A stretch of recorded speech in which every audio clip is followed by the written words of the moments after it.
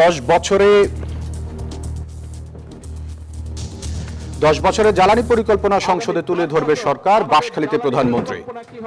আগামী 10 বছর ইনশাআল্লাহ বাংলাদেশের বিদ্যুৎ ব্যবস্থা কি হবে সেই প্রস্তাবনা আমরা জাতীয় সংসদে উপস্থাপন করব। শৃঙ্খলা নষ্টকারীদের বিষয়ে সতর্ক থাকার আহ্বান, ঘুরে দেখলেন মাতার বাড়ি সহ নানা উন্নয়নযোগ্য। রাষ্ট্রপতি নির্বাচন গড়াচ্ছে ভোটে, ইসি থেকে বিএনপির মনোনয়ন নিলেন 2 জন। রাষ্ট্রপতি নির্বাচন 2026-এর আলোকে মনোনয়ন পত্র দেওয়া শুরু হয়েছে।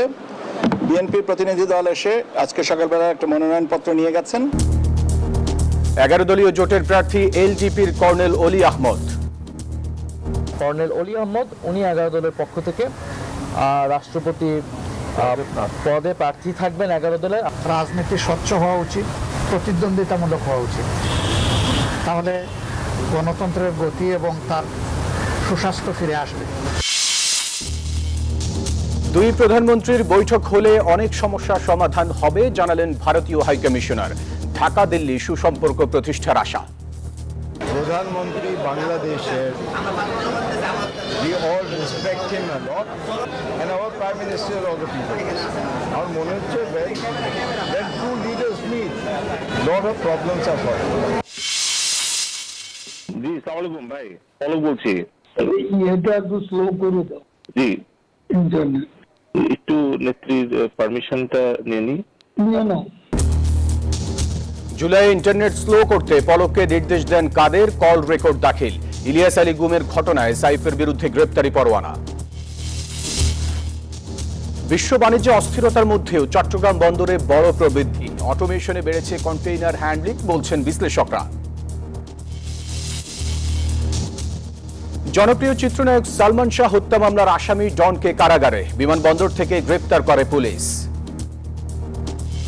দর্শক স্বাগত নিউজ 24 সংবাদে। পুরো সংবাদে আপনাদের সাথে আছি আমি ফয়সাল মাহমুদ। দেখছিলেন বিআরবি কেবলস সংবাদ শিরোনাম। দর্শক, চট্টগ্রামের হাটহাজারীতে বন্যায় ক্ষতিগ্রস্তদের পুনর্বাসন অনুষ্ঠানে বক্তব্য রাখছেন প্রধানমন্ত্রী তারেক রহমান। আমরা সরাসরি যাচ্ছি তার বক্তব্যে। অনেক ক্ষেত্রেই তারা স্বাস্থ্য সুবিধা পায় না, সেজন্যই আমরা সিদ্ধান্ত নিয়েছি এই যে উপজেলায় উপজেলায় যে 50 সদস্যের যে হাসপাতাল আছে, এই 50 বেডের হাসপাতাল প্রথম 30 বেড করেছিলেন শহীদ রাষ্ট্রপতি জিয়া রহমান। পরবর্তীতে দেশনেত্রী খালেদা জিয়া যখন দেশের দায়িত্বে ছিলেন উনি আরো 20 বেড যোগ করেছিলেন, 50 বেড হয়েছিল।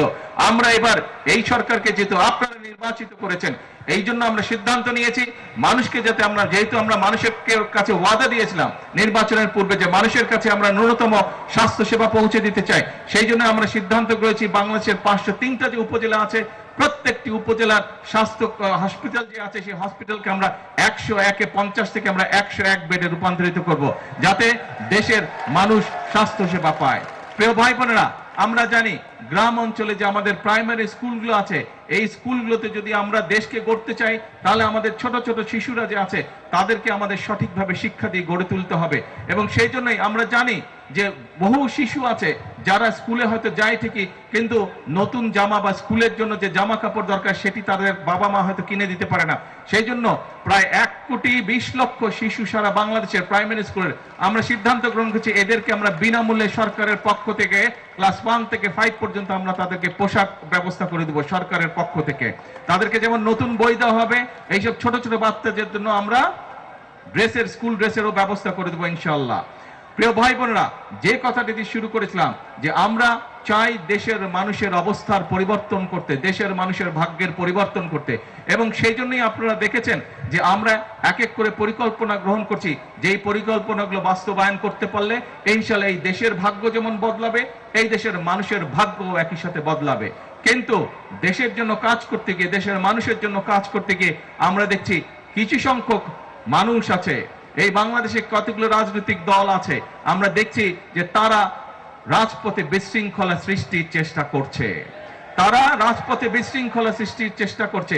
যেভাবে তারা স্বাধীনতা যুদ্ধের বিরোধিতা করেছিল, যেভাবে তারা 86 সালে এই চট্টগ্রামের সেই মাটি যেখানে স্বৈরাচার বলেছিল যে যারা নির্বাচনে যাবে তারা জাতীয় বেঈমান হবে, কিন্তু সেই স্বৈরাচার ঢাকায় ফিরে গিয়ে সেই নির্বাচনে আরেক স্বৈরাচারের অধীনে অংশগ্রহণ করেছিল, এবং তাদের সাথে একটি গুপ্ত বাহিনী তাদের সাথে সেদিন নির্বাচনে জাতীয় বেঈমান হিসেবে আখ্যায়িত হয়েছিল, একই সাথে তাদের সাথে নির্বাচনে অংশগ্রহণ করার মাধ্যমে। এই গুপ্ত বাহিনীকে আমরা আবারও পরবর্তীতে দেখেছি যে 96 সালে আবার দেশের মানুষের সাথে গাদ্দারি করে তারা আবার স্বৈরাচারের সাথে হাত মিলিয়েছিল, গণতন্ত্রের বিপক্ষে তারা অবস্থান করেছিল। প্রিয় ভাই বোনেরা, আজকে আবারও এই গুপ্ত বাহিনীদেরকে আমরা দেখছি যে তারা মানুষকে বিভ্রান্ত করছে, মানুষের সামনে মিথ্যা কথা বলছে, তারা বিশৃঙ্খলা তৈরির চেষ্টা করছে। প্রিয় ভাই বোনেরা, আপনারা চট্টগ্রামের মানুষ, এই চট্টগ্রামে দেশি বিদেশি বহু মানুষের বিনিয়োগের কলকারখানা আছে। আপনারা খুব ভালো করেই জানেন, আপনাদের এই চট্টগ্রামের মানুষ ব্যবসার সাথে বিভিন্নভাবে ব্যবসার সাথে জড়িত, বিভিন্ন ধরনের ব্যবসাতে চট্টগ্রামের মানুষ দেশের অন্যান্য জায়গার তুলনায় তুলনামূলকভাবে বেশি মানুষ এখানে ব্যবসা বাণিজ্য করে। কাজে যেহেতু আপনারা ব্যবসা বাণিজ্য করেন, আপনারা জানেন যে ব্যবসা করতে হলে একটি শান্তিপূর্ণ পরিবেশ দরকার। কারণ শান্তিপূর্ণ পরিবেশ হলে ব্যবসায়ীরা ভালোভাবে কাজ করতে পারে, সেটি দেশি হোক বিদেশি হোক, ব্যবসায়ীরা বিনিয়োগ করতে পারে। এবং যদি দেশে শিল্প কারখানা গড়ে উঠে, ব্যবসা সম্প্রসারিত হয়, তাহলে আমার দেশের সন্তানেরা সেখানে কর্মসংস্থানের ব্যবস্থা করতে পারবে, আমার দেশের নারীরা সেখানে কর্মসংস্থানের ব্যবস্থা করতে পারবে। ফলে দেশের মানুষের আয় উন্নতি বাড়বে, দেশের মানুষের ভাগ্যের চাকা আস্তে আস্তে পরিবর্তিত হবে। কিন্তু আমরা দেখছি যে একটি রাজনৈতিক দল বিভিন্নভাবে বিশৃঙ্খলা করার চেষ্টা করছে। আমরা জানি বিগত স্বৈরাচার ফ্যাসিবাদের সময় বাংলাদেশের গ্যাস, বিদ্যুৎ এইসব নিয়ে তারা বিভিন্ন রকম পরিকল্পনা করেছে, যেই পরিকল্পনা মানুষের কাজে আসে নাই, যেই পরিকল্পনা ভালো ছিল না দেশের জন্য, কাউকে হয়তো বিশেষ সুবিধা দেওয়ার জন্য তাদের পক্ষে পরিকল্পনা গ্রহণ করেছিল। আমরা এই পরিকল্পনাগুলোর উপর তাদের এই যে অপরিকল্পিত পরিকল্পনা ছিল, অপরিকল্পিত পরিকল্পনাগুলোর জন্য আমরা কাজ করছি এবং ইনশাআল্লাহ শীঘ্রই আমরা বাংলাদেশের জাতীয় সংসদে আমরা সারা দেশের মানুষের কাছে উপস্থাপন করব যে আগামী 10 বছর আমাদের বিদ্যুৎ ব্যবস্থা, আমাদের গ্যাস ব্যবস্থা কি হবে, যাতে করে ব্যবসায়ীরা বিনিয়োগ করতে পারে, ব্যবসায়ীরা যাতে করে আশ্বস্ত হতে পারে এই দেশে বিদ্যুৎ গ্যাস সবকিছু থাকবে। কিন্তু মানুষকে বিভ্রান্ত করে বিশৃঙ্খলা সৃষ্টির চেষ্টা করছে একটি রাজনৈতিক দল। প্রিয় ভাই বোনেরা, আমরা যেখানে প্রতিদিন পরিশ্রম করছি দেশের মানুষের ভাগ্যের পরিবর্তনের জন্য, আমরা যেখানে প্রতিদিন পরিশ্রম করছি দেশের ভাগ্যের পরিবর্তনের জন্য, কিছু সংখ্যক লোক বিশৃঙ্খলা সৃষ্টি করছে। আপনারা 12 তারিখের নির্বাচনে বিএনপিকে সমর্থন দিয়েছিলেন, কারণ বাংলাদেশের অধিকাংশ মানুষ বিএনপিকে সমর্থন দিয়েছিল। কারণ বাংলাদেশের মানুষ জানে এই দেশে যদি মানুষের ভাগ্যের উন্নয়নের জন্য কেউ রাজনীতি করে থাকে, সেটি একমাত্র শহীদ জিয়ার দল, বাংলাদেশ জাতীয়তাবাদী দল রাজনীতি করেছে। দর্শক, চট্টগ্রামের হাটহাজারীতে বন্যায় ক্ষতিগ্রস্তদের পুনর্বাসন অনুষ্ঠানে বক্তব্য রাখছিলেন প্রধানমন্ত্রী তারেক রহমান। আমরা সরাসরি যুক্ত ছিলাম তার বক্তব্য। চট্টগ্রাম ও কক্সবাজার সফরে প্রধানমন্ত্রী তারেক রহমান মাতারবাড়ি সহ বিভিন্ন উন্নয়ন প্রকল্প পরিদর্শন করেন, দেখা করেন হেফাজতে ইসলামের নেতৃবৃন্দের সাথে। একই সাথে অংশ নেন মত বিনিময় সভায় আর বলেন, গ্যাস অনুসন্ধানের কাজ বাপেক্সকে না দিয়ে বিদেশিদের হাতে তুলে দিয়েছিল ফ্যাসিবাদী সরকার। আজ দেশবাসীকে তারই খেসারত দিতে হচ্ছে। প্রধানমন্ত্রীর দায়িত্ব নেওয়ার পর প্রথম কক্সবাজার ও চট্টগ্রাম সফরের শুরুতে মাতারবাড়ি গভীর সমুদ্র বন্দর, কয়লা বিদ্যুৎ প্রকল্প ও মহেশখালী সমন্বিত উন্নয়ন কর্তৃপক্ষের কার্যক্রম পরিদর্শন করেন তারেক রহমান। প্রকল্পগুলোর বর্তমান অবস্থা, অগ্রগতি ও ভবিষ্যৎ পরিকল্পনা সম্পর্কে অবহিত হন প্রধানমন্ত্রী। এ সময় তিনি দেশের ক্রমবর্ধমান বিদ্যুৎ চাহিদা পূরণের পাশাপাশি জ্বালানি উৎসের বৈচিত্র্য নিশ্চিত করার তাগিদ দেন। চট্টগ্রামের বাঁশখালীতে সম্প্রতি বন্যায় ক্ষতিগ্রস্ত বাহারছড়া এলাকার মানুষের পাশে দাঁড়ান তিনি। হাটহাজারীতেও বন্যায় ক্ষতিগ্রস্ত মানুষের পুনর্বাসনে সহায়তা দেন তিনি। ত্রাণ সামগ্রী ও নতুন টিনের ঘরের চাবি পেয়ে কৃতজ্ঞতা প্রকাশ করেন ক্ষতিগ্রস্তরা। ফটিকছড়িতে বাবুনগর মাদ্রাসায় হেফাজতে ইসলামের আমির আল্লামা শাহ মুহিবুল্লাহ বাবুনগরীর সঙ্গে সৌজন্য সাক্ষাৎ করেন প্রধানমন্ত্রী। সেখানে মতবিনিময় সভায় অংশ নেন তারেক রহমান। আশপাশের দেশ নিজেরা এখান থেকে কূপ খনন করে গ্যাস নিয়ে যাচ্ছে, দেখা যাচ্ছে হয়তো খোঁজ খবর করলে দেখা যাচ্ছে যে বাংলাদেশ গ্যাসটাই তারা ওই দিক থেকে টেনে নিয়ে চলে যাচ্ছে। কিন্তু বাংলাদেশের নিজস্ব খনি, এই ফ্যাসিবাদের সময় নিজস্ব খনি তারা, এই যে আমাদের যে বাপেক্স আছে তাদেরকে কোনো কাজ করার সুযোগ দেয়নি তারা। ওই যে ফ্যাসিবাদের সময় পরিকল্পনাহীনভাবে যে কাজগুলো চলে, পরে তার খেসারত তারা কিন্তু অর্থকরী নিয়ে গেছে, কিন্তু তার খেসারত এই দেশের মানুষকে এখন দিতে হচ্ছে। হাটহাজারীর মাইনুল ইসলাম মাদ্রাসায় গিয়ে প্রয়াত আল্লামা শাহ আহমদ শফির কবর জিয়ারত করেন তারেক রহমান। নাইম আলচিকো, নিউজ 24। আসন্ন রাষ্ট্রপতি নির্বাচনকে সামনে রেখে দুটি মনোনয়নপত্র সংগ্রহ করেছে ক্ষমতাসীন দল বিএনপি। সকালে সিইসির কার্যালয় থেকে দলের পক্ষে চিফ হুইপ নুরুল ইসলাম মনি এবং জ্যেষ্ঠ যুগ্ম মহাসচিব রুহুল কবির রিজভী ফর্ম দুটি সংগ্রহ করেন। ইসি সচিব জানান, বিএনপি কারো নামে মনোনয়ন সংগ্রহ করেনি। স্থানীয় সরকার নির্বাচনের আচরণবিধি চূড়ান্ত করে আইন মন্ত্রণালয়ে পাঠানো হয়েছে বলেও জানান তিনি। সবশেষ 1991 সালে অনুষ্ঠিত হয় রাষ্ট্রপতি নির্বাচন। প্রায় 3 যুগ পর রাষ্ট্রপতি নির্বাচন নিয়ে সরগরম রাজনীতির মাঠ। রাষ্ট্রপতি নির্বাচনকে সামনে রেখে দুটি মনোনয়নপত্র সংগ্রহ করেছে ক্ষমতাসীন দল বিএনপি। সিএএমএম নাসির উদ্দিনের কার্যালয় থেকে দলের পক্ষে চিফ হুইপ নুরুল ইসলাম মনি এবং দলের জ্যেষ্ঠ নেতা রুহুল কবির রিজভী ফর্ম দুটি সংগ্রহ করেন। রাষ্ট্রপতি নির্বাচন 2026-এর আলোকে মনোনয়নপত্র দেওয়া শুরু হয়েছে। বিএনপি প্রতিনিধি দল এসে আজকে সকালবেলা একটা মনোনয়নপত্র নিয়ে গেছেন। এছাড়া স্থানীয় সরকার নির্বাচনের আচরণবিধি আইন মন্ত্রণালয়ে পাঠানো হয়েছে জানিয়ে তিনি বলেন, এই নির্বাচনে ভোট দেবেন 12,86,32,555 জন। 14 মে থেকে 31 জুলাই পর্যন্ত আমাদের ভোটারের সংখ্যা বেড়েছে 3,09,315। আচরণ বিধিমালার গুলো আজকে আইন মন্ত্রণালয়ে পাঠিয়ে দেওয়া হচ্ছে। আইনের ব্যাপারটা এখনো পর্যন্ত পাঠানো হয়নি, নথিটা প্রক্রিয়াজাত আছে। ভোটের সময় পেছানো হলে নতুন ভোটার অন্তর্ভুক্ত করতে নিবন্ধনের সময়ও বাড়ানো হতে পারে বলেও জানান ইসি সচিব। তারিখ পরিবর্তন হয় তাহলে সেটা। মাহমুদুল হাসান ইমন, নিউজ 24, ঢাকা। এলডিপির চেয়ারম্যান কর্নেল অবসরপ্রাপ্ত অলি আহমদকে রাষ্ট্রপতি পদে প্রার্থী ঘোষণা করেছে 11 দলীয় ঐক্য। দুপুরে জোটের শীর্ষ নেতাদের বৈঠক শেষে এই তথ্য জানান বিরোধী দলীয় নেতা ডক্টর শফিকুর রহমান। গণতান্ত্রিক ধারা অব্যাহত রাখতে এই প্রক্রিয়ায় অংশগ্রহণের সিদ্ধান্ত, এমনটি জানান এনসিপি আহ্বায়ক নাহিদ ইসলাম। রাষ্ট্রপতি নির্বাচনে প্রার্থী ঠিক করতে রাজধানীর মিন্টু রোডে বিরোধী দলীয় নেতা ডক্টর শফিকুর রহমানের বাসভবনে বৈঠকে বসে 11 দলীয় ঐক্য। উপস্থিত ছিলেন জোটের শীর্ষ নেতৃবৃন্দ। বৈঠক শেষে রাষ্ট্রপতি পদপ্রার্থীর নাম ঘোষণা করেন দ্বিদলীয় চিফ হুইপ ও এনসিপি আহ্বায়ক নাহিদ ইসলাম। আমাদের পক্ষ থেকে এই রাষ্ট্রপতি নির্বাচনে প্রার্থী হবেন আমাদের 11 দলেরই শরিক দল, এলডিপির সম্মানিত চেয়ারম্যান বীর বিক্রম মুক্তিযোদ্ধা কর্নেল অলি আহমদ। 11 দল এবং জনগণের প্রতি কৃতজ্ঞতা প্রকাশ করে কর্নেল অবসরপ্রাপ্ত অলি আহমেদ জানান, জনগণের স্বার্থেই এই সিদ্ধান্ত। আমরা আমাদের জায়গা থেকে এই জাতির সাথে কখনো বেইমানি করব না। মানুষের জন্য যেটা ভালো, আমরা হারবো বা জিতবো এটা প্রশ্ন না। প্রশ্নটা হচ্ছে আমরা জনগণের পাশে সবসময় তাদের স্বার্থ রক্ষার জন্য দাঁড়াবো। গণতন্ত্রের স্বার্থেই বিরোধী দল রাষ্ট্রপতি নির্বাচনে অংশ নিচ্ছে বলে জানান বিরোধী দলীয় নেতা। গণতন্ত্রের সৌন্দর্যের জন্য এটা আমাদের দায়িত্ব হিসেবে আমরা এটাকে নিয়েছি। আমরা মনে করি যে সর্বক্ষেত্রে রাজনীতি স্বচ্ছ হওয়া উচিত, প্রতিদ্বন্দ্বিতামূলক হওয়া উচিত, তাহলে গণতন্ত্রের গতি এবং তার সুস্বাস্থ্য ফিরে আসবে। 1991 সালের নির্বাচনের পর এ নিয়ে দ্বিতীয়বার রাষ্ট্রপতি নির্বাচনে প্রার্থী দিয়েছে বিরোধী দল। শনুর রহমান, নিউজ 24, ঢাকা। নারীদের জন্য স্নাতকোত্তর পর্যায় পর্যন্ত পড়ালেখা ফ্রি করবে সরকার, জানিয়েছেন জিয়াউর রহমান ফাউন্ডেশনের vice president doctor Zubaida Rahman. সকালে রাজধানীর আগারগাঁওয়ে অনুষ্ঠিত আলোচনা সভায় কথা জানিয়েছেন তিনি। আরও বলেন, নারীদের সমতা ও নেতৃত্ব বাড়াতে সরকার আরও নানান পদক্ষেপ নিচ্ছে। সবার স্বাস্থ্য সুরক্ষায়ও নেওয়া হচ্ছে নতুন নতুন পদক্ষেপ। নতুন করে স্পোর্টস শিশুদের, বিশেষত নারীদের প্রতিভা বিকাশে সহায়তা করবে। অনুষ্ঠানে পরিকল্পনা প্রতিমন্ত্রী জোনায়েদ সাকি বলেন, পরিকল্পনা মন্ত্রণালয় নারীদের সমতার কথা বিবেচনায় রেখে সব পরিকল্পনা গ্রহণ ও বাস্তবায়ন করছে।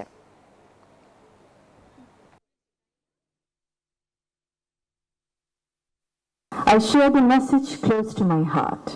Every child deserves a safe, caring and inclusive environment to dream, to grow, to flourish.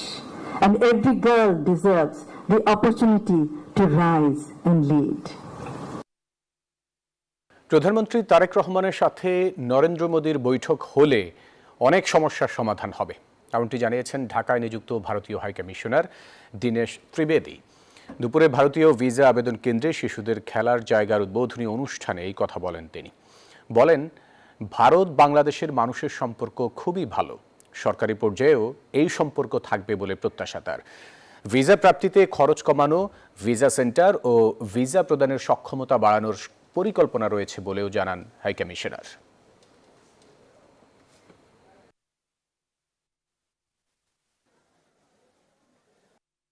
প্রধানমন্ত্রী বাংলাদেশের we all respect him a lot. আমি ওনার বক্তব্য শুনেছি অনেকবার, and he talks from his heart. এটা আমি দেখি। He is the people's person, and our Prime Minister is also people's person. আমার মনে হচ্ছে when two leaders meet, lot of problems are solved.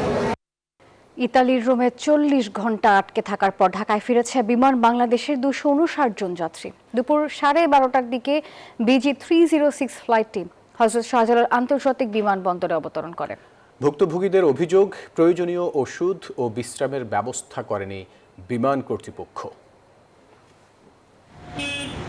দীর্ঘ উৎকণ্ঠা, ভোগান্তি আর 40 ঘন্টার অনিশ্চয়তা শেষে দেশে ফিরলেন রোমে আটকে পড়া বিমান বাংলাদেশ এয়ারলাইন্সের বিজি 306 ফ্লাইটের 259 জন যাত্রী। দুপুর 12:30টার দিকে ফ্লাইটটি হযরত শাহজালাল আন্তর্জাতিক বিমানবন্দরে অবতরণ করে।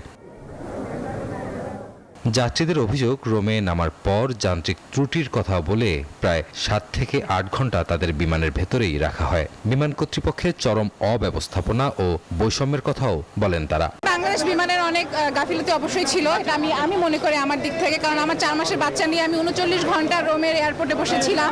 আমরা 8 ঘন্টায় বিমানে বন্দী ছিলাম। 8 ঘন্টার মধ্যে আমাকে বিমান থেকে নামতে দেয়নি। কোনো এয়ার ভেন্টিলেশন ছিল না, আমি এমনি ভয় পাচ্ছি, অনেক কষ্ট হয়েছে।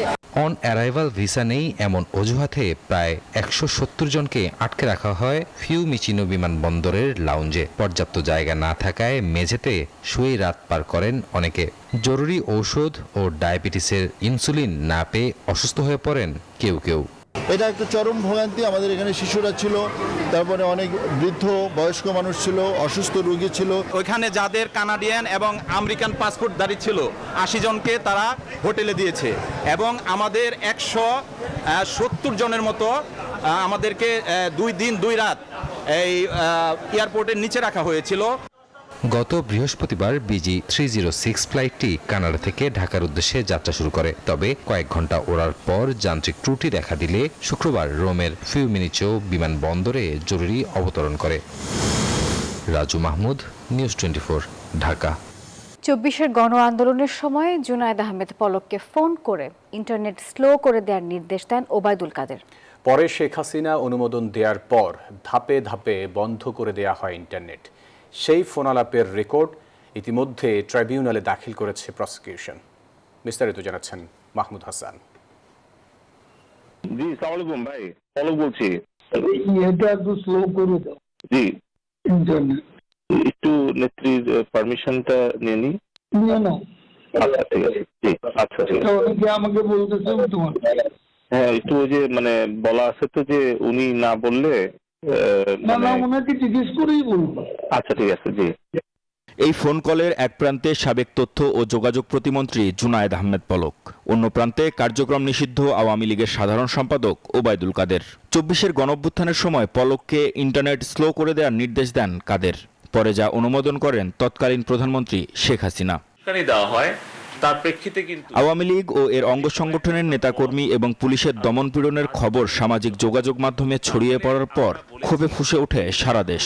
কোটা সংস্কারের দাবিতে শুরু হওয়া বিক্ষোভ ধীরে ধীরে মোড় নেয় সরকার পতনের আন্দোলনে। আন্দোলন দমাতে মারণাস্ত্রের পাশাপাশি শুরু হয় হেলিকপ্টার ও ড্রোনের ব্যবহার।